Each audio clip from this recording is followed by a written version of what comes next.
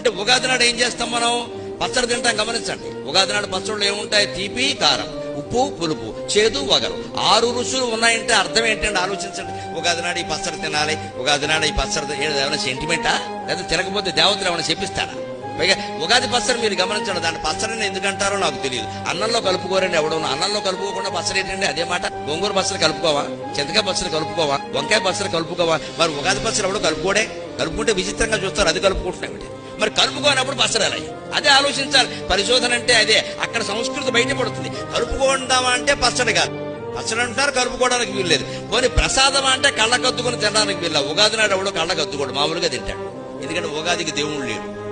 ఏ దేవుడి గుళ్ళోకైనా మీరు వెళ్ళొచ్చు. ఉగాదికి ప్రత్యేకంగా దేవుడు లేడు. శ్రీరామనవమికి దేవుడు వేరే, శివరాత్రికి దేవుడు వేరే, కృష్ణాష్టమికి దేవుడు వేరే, రథసప్తమికి దేవుడు వేరే. ఉగాదికి దేవుడు లేడండి. కాలమే దేవుడు. దేవుడే లేని పండుగ ప్రసాదం కాదు, పచ్చడి కాదు. అదేమిటో తెలియదా? ఖచ్చితంగా తింటామా? దీని ఉద్దేశం ఏమిటండి? ఆ 6 రుచులు తీపి, కారం, ఉప్పు, పులుపు, చేదు, వగరు నువ్వు రోజు తినే భోజనంలో ఉండేలా చూసుకో. ఆరోగ్యం బాగుండాలంటే షడ్రసోపేత భోజనం.